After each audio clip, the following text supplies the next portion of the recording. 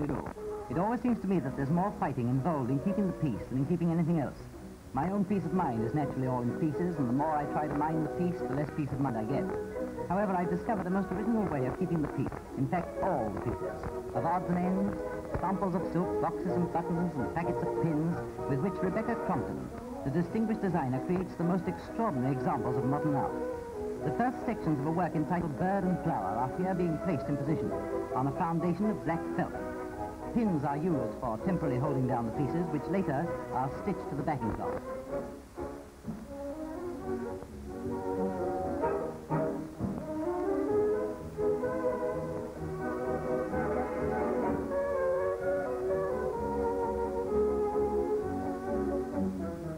The design of the bird is first drawn on the material selected, in this case white piqué, and then cut out and laid in its allotted place.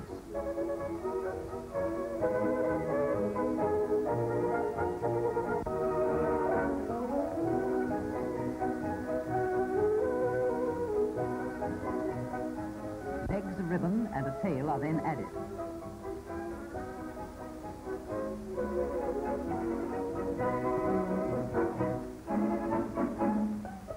After which, some of the supporting scenery is created.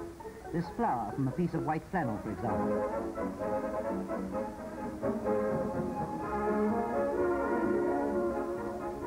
A remnant of spotted chiffon supplies the stems, and so gradually with bits and pieces from this and that, a design is created of an original and striking nature.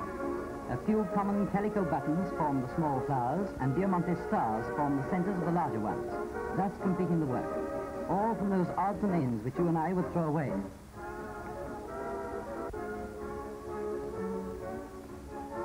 So in future, just try keeping the peace. Now here are some other examples of a slightly different type. A type of work typical of a modern school of art.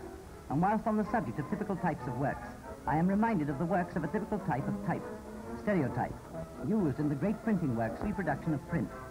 The frame of type having been set up in the usual manner, it is handed to the stereo maker, who prepares what is known as the matrix, by placing over the type sheet after sheet of specially prepared pulp paper.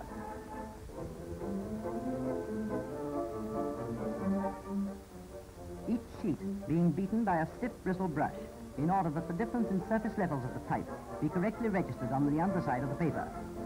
Here is the laminated paper matrix, ready for pressing and drying.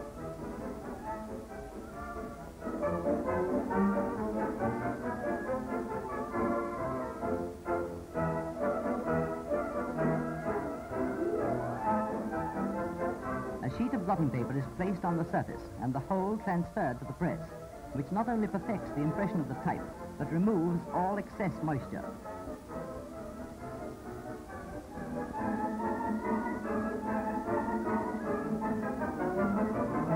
The completed matrix is now placed in a casting box, which in some cases is semicircular, when the stereo is to be used on a rotary press.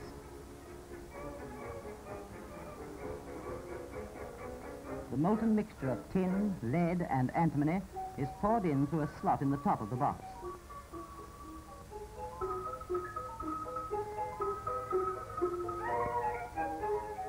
When cool, the matrix is removed, and there you have an exact reproduction in metal of the original frame of type, all ready to take its place in the complicated printing press.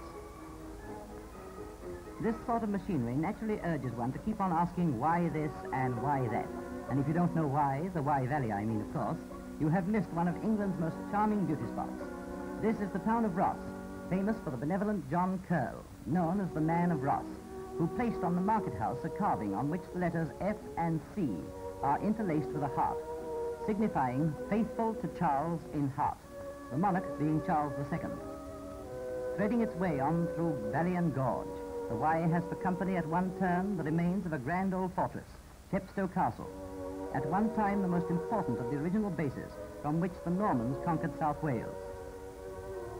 But it is out in the open, amongst the broad fields, friendly trees, and homely hills, that the Wye is at its happiest and best.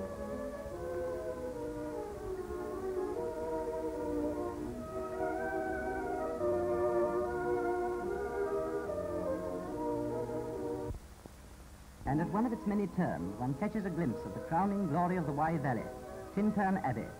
I'd love to linger longer here, but someone has just sent me a wire to return. Ah, here's the rest of it. Comb wire, miles of it, in fact, which will ultimately be turned into articles of precision and beauty, the ball bearing. The ball is roughly shaped by first cutting the wire into short lengths. Then it is fed through a guide and between feed rolls, which at each stroke push forward the wire just the correct amount to make one ball.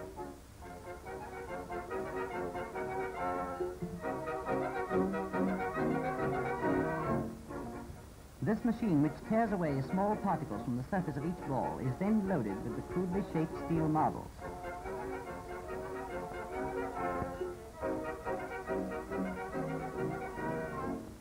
The ball bearings, still relatively soft, now undergo a radical physical change, for they are raised to red heat in a gas-fired rotary furnace. Here the end of the furnace has been removed to show the spiral grooves, which carry the balls through to the other end, where they are discharged red-hot into a tank containing cold salt water. A succession of slow and increasingly accurate processes in the grinding machine follow, continuously scratching away minute particles, automatically and uniformly. Here a machine is open to show where in operation they are rubbed between grooved surfaces of a rotating carborundum and a metal plate. The first stage in the polishing then follows. In this instance, bearings are being polished in a drum containing sawdust. A similar process is carried out on the now roughly polished balls, after which they are transferred to a wooden drum containing cuttings of soft leather. This imparts a burnished finish.